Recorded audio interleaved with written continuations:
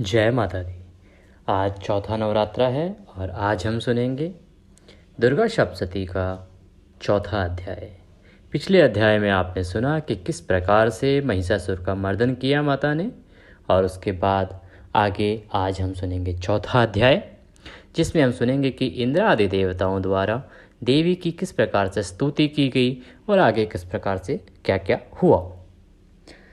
सिद्धि की इच्छा रखने वाले पुरुष जिनकी सेवा करते हैं तथा देवता जिन्हें सब ओर से घेरे रहते हैं, उन जया नाम वाली दुर्गा देवी का ध्यान करें। उनके श्री अंगों की आभा काले मेघ के समान श्याम है। वे अपने कटाक्षों से शत्रु समूह को भय प्रदान करती हैं। उनके मस्तक पर आबद्ध चंद्रमा की रेखा शोभा पाती है। वे अपने हाथों में शंख, चक्र, कृपाण, त्रिशूल धारण करती हैं। उनके 3 नेत्र हैं। वे सिंह के कंधे पर चढ़ी हुई हैं और अपने तेज से तीनों लोकों को परिपूर्ण कर रही हैं। ऋषि कहते हैं, अत्यंत पराक्रमी दुरात्मा महिषासुर तथा उसकी दैत्य सेनाओं के देवी के हाथ से मारे जाने पर इंद्र आदि देवता प्रणाम के लिए गर्दन तथा कंधे झुकाकर उन भगवती दुर्गा का उत्तम वचनों द्वारा स्तवन करने लगे। उस समय उनके सुंदर अंगों में अत्यंत हर्ष के कारण रोमांच हो आया था। देवता बोले, संपूर्ण देवताओं की शक्ति का समुदाय ही जिनका स्वरूप है तथा जिन देवी ने अपनी शक्ति से संपूर्ण जगत को व्याप्त कर रखा है, समस्त देवताओं और महर्षियों की पूजनीय उन जगदम्बा को हम भक्तिपूर्वक बारंबार नमस्कार करते हैं। वे हम लोगों का कल्याण करें। जिनके अनुपम प्रभाव और बल का वर्णन करने में भगवान शेषनाग, ब्रह्मा जी तथा महादेव जी भी समर्थ नहीं हैं, वे भगवती चंडिका संपूर्ण जगत का पालन एवं अशुभ भय का नाश करने का विचार करें। जो पुण्यात्माओं के घरों में स्वयं ही लक्ष्मी रूप से, पापियों के यहाँ दरिद्रता रूप से, शुद्ध अंतःकरण वाले पुरुषों के हृदय में बुद्धि रूप से और सत्पुरुषों में श्रद्धा रूप से तथा कुलीन मनुष्यों में लज्जा रूप से निवास करती हैं, उन आप भगवती दुर्गा को हम नमस्कार करते हैं। देवी, आप संपूर्ण विश्व का पालन कीजिए। आपके इस अचिंत्य रूप का असुरों का नाश करने वाले भारी पराक्रम तथा समस्त देवताओं और दैत्यों के समक्ष युद्ध में प्रकट किए हुए आपके अद्भुत चरित्र का हम किस प्रकार वर्णन करें। आप संपूर्ण जगत की उत्पत्तियों में कारण हैं। आप में सद्गुण, रजोगुण, तमोगुण ये तीनों गुण मौजूद हैं, तो भी दोषों के साथ आपका संसर्ग नहीं जान पड़ता। भगवान विष्णु और महादेव जी आदि देवता भी आपका पार नहीं पाते। आप ही हैं सबका आश्रय देने वाली। यह समस्त जगत आपका अंशभूत है, क्योंकि आप सबकी आदिभूत अव्याकृता परा प्रकृति हैं। देवी, संपूर्ण यज्ञों में जिसके उच्चारण से सब देवता तृप्ति लाभ करते हैं, वह स्वाहा आप ही हैं। इसके अतिरिक्त आप पितरों की भी तृप्ति का कारण हैं, अतएव सब लोग आपको स्वधा भी कहते हैं। देवी, जो मोक्ष की प्राप्ति का साधन है, अचिंत्य महाव्रत स्वरूपा हैं, समस्त दोषों से रहित तत्व को ही सार वस्तु मानने वाले तथा मोक्ष की अभिलाषा रखने वाले मुनिजन जिसका अभ्यास करते हैं, वह भगवती पराविद्या आप ही हैं। आप शब्द स्वरूपा हैं। अत्यंत निर्मल ऋग्वेद, यजुर्वेद तथा उद्गीरथ के मनोहर पदों के पाठ से युक्त सामवेद का भी आधार आप ही हैं। आप देवी त्रयी, तीनों वेद और भगवती 6 ऐश्वर्यों से युक्त हैं। इस विश्व की उत्पत्ति एवं पालन के लिए आप ही वार्ता, ख्याति एवं आजीविका के रूप में प्रकट हुई हैं। आप संपूर्ण जगत की घोर पीड़ा का नाश करने वाली हैं। देवी, जिससे समस्त शास्त्रों के सार का ज्ञान होता है, वह मेधा शक्ति आप ही हैं। दुर्गम भव सागर से पार उतारने वाली नौका रूप दुर्गा देवी भी आप ही हैं। आपकी कहीं भी आसक्ति नहीं है कैटभ के शत्रु भगवान विष्णु के वक्षस्थल में एकमात्र निवास करने वाली भगवती लक्ष्मी तथा भगवान चंद्रशेखर द्वारा सम्मानित गौरी देवी भी आप ही हैं। आपका मुख मंद मुस्कान से सुशोभित निर्मल पूर्ण चंद्रमा के बिंब का अनुकरण करने वाला और उत्तम सुवर्ण की मनोहर कांति से कमनीय है, तो भी उसे देखकर महिषासुर को क्रोध हुआ और सहसा उसने उस पर प्रहार कर दिया। यह बड़े आश्चर्य की बात है देवी। वही मुख जब क्रोध से युक्त होने पर उदय काल के चंद्रमा की कांति लाल और तनी हुई बाहों के कारण विकराल हो उठा, तब उसे देखकर जो महिषासुर के प्राण तुरंत नहीं निकल गए, यह उससे भी बढ़कर आश्चर्य की बात है, क्योंकि क्रोध में भरे हुए यमराज को देखकर भला कौन जीवित रह सकता है। देवी, आप प्रसन्न हो।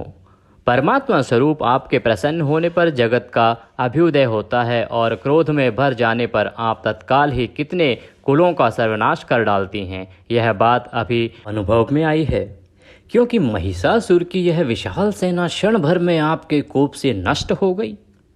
सदा अभ्युदय प्रदान करने वाली आप जिन पर प्रसन्न रहती हैं, वे ही देश में सम्मानित हैं। उन्हीं के धन और यश की प्राप्ति होती है। उन्हीं का धर्म कभी शिथिल नहीं होता तथा वे ही अपने हष्ट पुष्ट स्त्री और भ्रातृयों के साथ धन्य माने जाते हैं। देवी, आप की ही कृपा से पुण्यात्मा पुरुष प्रतिदिन अत्यंत श्रद्धापूर्वक सदा सब प्रकार के धर्मानुकूल काम करता है और उसके प्रभाव से स्वर्गलोक में जाता है। इसलिए आप तीनों लोकों में निश्चय ही मनोवांछित फल देने वाली हैं। माँ दुर्गे, आप स्मरण करने पर सब प्राणियों का भय हर लेती हैं और स्वस्थ पुरुषों द्वारा चिंतन करने पर उन्हें परम कल्याणमयी बुद्धि प्रदान करती हैं। दुख दरिद्रता और भय हारने वाली देवी, आपके सिवा दूसरी और कौन है जिसका चित्त सबका उपकार करने के लिए सदा ही तत्पर रहता हो। देवी, इन राक्षसों के मारने से संसार को सुख मिलेगा तथा ये राक्षस चिरकाल तक नरक में रहने के लिए भले ही पाप करते रहे हों, इस समय संग्राम में मृत्यु को प्राप्त होकर स्वर्गलोक में जाएंगे। निश्चय ही यही सोचकर आप शत्रुओं का वध करती हैं। आप शत्रुओं पर शस्त्रों का प्रहार क्यों करती हैं? समस्त असुरों को दृष्टिपात मात्र से ही भस्म क्यों नहीं कर देती? इसमें एक रहस्य है। ये शत्रु भी हमारे शस्त्रों से पवित्र होकर उत्तम लोकों में जाएं, इस प्रकार उनके प्रति भी आपका विचार अत्यंत उत्तम रहता है। खड्ग के तेज पुंज की भयंकर दीप्ति से तथा आपके त्रिशूल के अग्रभाग की घनीभूत प्रभा से चौंधिया कर जो असुरों की आंखें फूट नहीं गई, उसमें कारण यही था कि वे मनोहर रश्मियों से युक्त चंद्रमा के समान आनंद प्रदान करने वाले आपके इस सुंदर मुख का दर्शन करते थे। देवी, आपका शील दुराचारियों के बुरे बर्ताव को दूर करने वाला है। साथ ही यह रूप ऐसा है जो कभी चिंतन में भी नहीं आ सकता और जिसकी कभी दूसरों से तुलना भी नहीं हो सकती, तथा आपका बल और पराक्रम तो उन दैत्यों का भी नाश करने वाला है जो कभी देवताओं के पराक्रमों को भी नष्ट कर चुके थे। इस प्रकार आपने शत्रुओं पर भी अपनी दया ही प्रकट की है। वरदायिनी देवी, आपके इस पराक्रम की किसके साथ तुलना हो सकती है तथा शत्रुओं को भय देने वाला एवं अत्यंत मनोहर ऐसा रूप भी आपके सिवा और कहाँ है? हृदय में कृपा और युद्ध में निष्ठुरता, ये दोनों बातें तीनों लोकों के भीतर केवल आप में ही देखी गई हैं। माता, आपने शत्रुओं का नाश करके इस समस्त त्रिलोकी की रक्षा की है। उन शत्रुओं को भी युद्ध भूमि में मारकर स्वर्गलोक में पहुंचाया है तथा उन्मत्त दैत्यों से प्राप्त होने वाले हम लोगों के भय को भी दूर कर दिया है। आपको हमारा बारंबार नमस्कार है। हे देवी, आप शूल से हमारी रक्षा करें। अंबिके, आप खड्ग से हमारी रक्षा करें तथा घंटा की ध्वनि और धनुष की टंकार से भी हम लोगों की रक्षा करें। हे चंडिके, पूर्व पश्चिम और दक्षिण दिशा में आप हमारी रक्षा करें तथा ईश्वरी अपने त्रिशूल को घुमाकर आप उत्तर दिशा में भी हमारी रक्षा करें। तीनों लोकों में आपके जो परम सुंदर एवं अत्यंत भयंकर रूप विचरते रहते हैं, उनके द्वारा भी आप हमारी तथा इस भूलोक की रक्षा करें। हे अंबिके, आपके कर पल्लवों में शोभा पाने वाले खड्ग, शूल और गदा आदि जो जो अस्त्र हों, उन सब के द्वारा आप सब ओर से हम लोगों की रक्षा करें। ऋषि कहते हैं, इस प्रकार जब देवताओं ने जगत माता दुर्गा की स्तुति की और नंदनवन के दिव्य पुष्पों एवं गंध चंदन आदि के द्वारा उनका पूजन किया, फिर सब ने मिलकर जब भक्तिपूर्वक दिव्य धूपों की सुगंध निवेदन की, तब देवी ने प्रसन्न वदन होकर प्रणाम करते हुए सब देवताओं से कहा। देवी बोली, देवताओं, तुम सब लोग मुझसे जिस वस्तु की अभिलाषा रखते हो उसे मांगो। देवता बोले, भगवती ने हमारी सब इच्छा पूर्ण कर दी, अब कुछ भी बाकी नहीं है, क्योंकि हमारा यह शत्रु महिषासुर मारा गया है। हे महेश्वरी, इतने पर भी यदि आप हमें और वर देना चाहती हैं तो हम जब जब आपका स्मरण करें तब तब आप दर्शन देकर हम लोगों के महान संकट दूर कर दिया करें, तथा प्रसन्न मुखी अंबिके, जो मनुष्य इन स्तोत्रों द्वारा आपकी स्तुति करे उसे वित्त, समृद्धि और वैभव देने के साथ ही उसकी धन और स्त्री आदि संपत्तियों का भी बढ़ाएं और उनकी सदा रक्षा करें और हम पर प्रसन्न रहें। ऋषि कहते हैं, हे राजन, देवताओं ने जब अपने तथा जगत के कल्याण के लिए भद्रकाली देवी को इस प्रकार प्रसन्न किया, तब वे तथास्तु कहकर वहीं अंतर्ध्यान हो गई।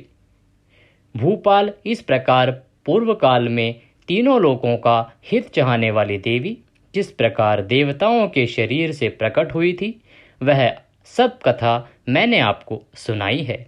अब पुनः देवताओं का उपकार करने वाली वे देवी दुष्ट दैत्यों तथा शुंभ निशुंभ का वध करने एवं सब लोगों की रक्षा करने के लिए गौरी देवी के शरीर से जिस प्रकार प्रकट हुई थी, वह सब प्रसंग मेरे मुंह से सुनो।